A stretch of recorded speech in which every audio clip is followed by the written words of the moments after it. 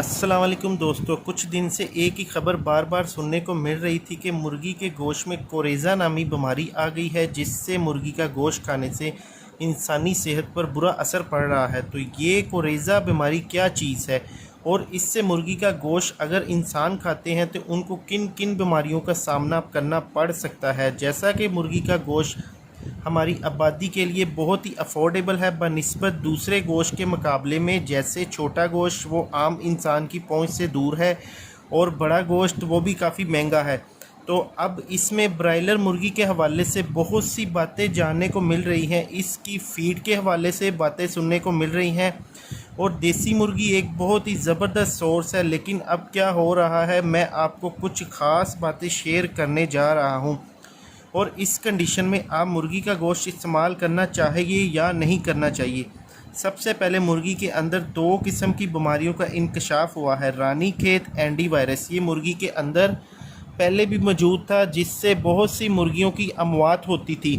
लेकिन अब जो इसमें एक वायरस मौजूद है वो एक और वायरस है जिसको कोरेज़ा वायरस कहा जाता है। इस बीमारी का इंकशाफ हुआ है और इस वायरस को कोरोना के साथ तशबीह दी जा रही है कि कोरोना की तरह का ये वायरस है। और ये बात मैं नहीं कर रहा, ये बड़े बड़े डॉक्टर एसोसिएशन का भी यही मशवरा है और उन्होंने भी यही बात की है। और मेरी और 1-2 डॉक्टर से बात हुई, उन्होंने मुझे जो बातें बताई और इस गोश्त के हवाले से वो मैं आपको बता देता हूँ। सबसे पहले मैं आपको बताऊंगा ये बीमारी क्या चीज़ है और गोश्त में कितनी ट्रांसफ़र होती है या नहीं होती। ये बीमारी जान लें और आपने क्या एहतियात करनी है, क्योंकि बहुत ज़रूरी है ये जानना कि ये आप में ट्रांसफ़र हो सकती है या नहीं होती।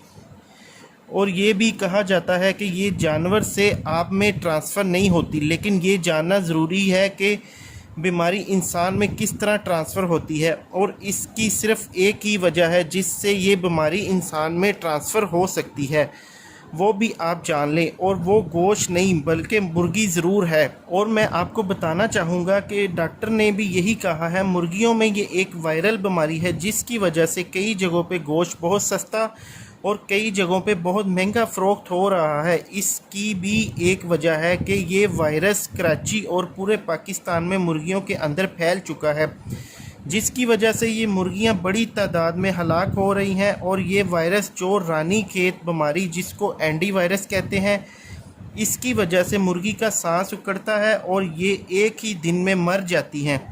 और अब यहाँ पर ख़तरनाक बात यह है कि जो मुर्गी आपको फ्रोज़न हालत में बाज़ार से मिलती है, इसके बारे में अभी कुछ नहीं कहा जा सकता। लेकिन माहिरीन का ये कहना है कि जो मुर्दा मुर्गियाँ मर जाती हैं वो ये सस्ते दामों मार्केट में सेल होती हैं और ये फ्रोज़न हालत में आपको मिलती हैं। इस बात के खदशे का भी इजहार किया जा रहा है। और अब मुर्दा मुर्गी ज़ाहरी बात है हराम है, इसका काटना बेचना और हराम जो चीज़ होती है वो इंसान के लिए कितनी ख़तरनाक हो सकती है। और पहले नंबर पर वो मुर्गियां जो हज़ारों की तादाद में हलाक हो जाती थी, जिससे पोल्ट्री फार्म को बहुत ज़्यादा नुकसान हो रहा है, जिसकी वजह से बहुत से पोल्ट्री फार्म बंद हो गए हैं और वो मुर्दा मुर्गियां मार्केट में फ़रोख्त होने का ख़दशा है।